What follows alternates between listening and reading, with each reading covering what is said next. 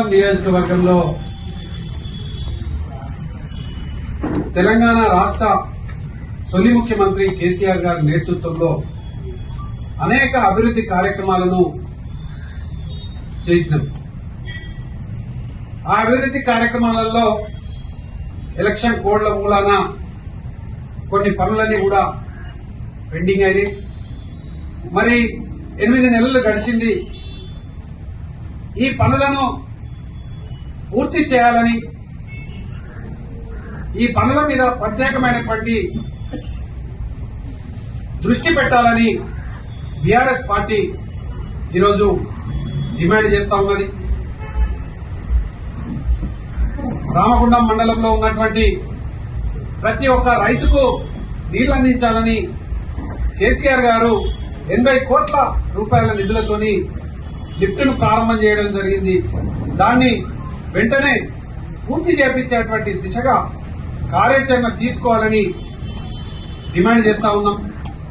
Ramagundam corporation లో ఒక medical కళాశాల ఏర్పాటు, సింగరేణి కార్మికులకు ప్రత్యేకమైనటువంటి వార్డును ఏర్పాటు చేయాలని కూడా ఆ రోజు అనుకున్నాం. అది పెండింగ్ లో ఉన్నది. దాన్ని పూర్తి చేయాలని కూడా డిమాండ్ చేస్తా ఉన్నాం.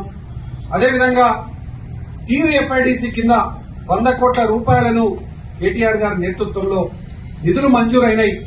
ఇక్కడ ఉన్నటువంటి ప్రతి డివిజన్ కు కోటి రూపాయలను పెట్టి అన్ని డివిజన్లు అభివృద్ధి కావాలని ఆలోచన చేసినాం.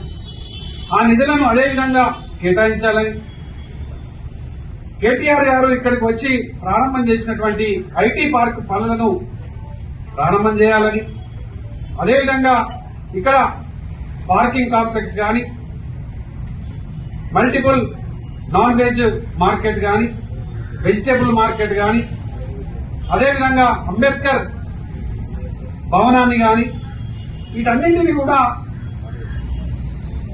మధ్యలోనే ఎలక్షన్ కోడ్ మూలాన పనులను అర్ధాంతరంగా ఆగిపోయినాయి.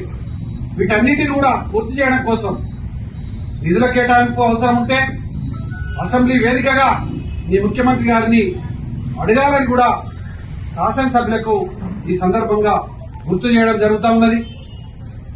సింగరేణి డిఎంఎఫ్టీ నిధులతోని, సిఎస్ఆర్ నిధులతోని రోడ్ల వెడల్పు కార్యక్రమాలను కూడా అనేకం చేసినాం.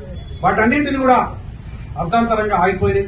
వాటి మీద ప్రత్యేకమైనటువంటి దృష్టి పెట్టాలని, వీటి మీద తొందరగా ఈ కార్యాచరణ మీరు ప్రారంభం చేయకపోతే బీఆర్ఎస్ పార్టీ ప్రజాప్రతినిధులు, గౌరవ కార్పొరేటర్లు, బీఆర్ఎస్ పార్టీ నాయకత్వం అంతా కూడా మున్సిపల్ కార్పొరేషన్ ముందు నిరసన కార్యక్రమాన్ని కూడా చేపట్టాల్సి ఉంటుందని ఈ సందర్భంగా తెలియజేస్తా ఉన్నాం. ఇది శాసనసభ సమావేశాలు జరుగుతున్నటువంటి సమయం.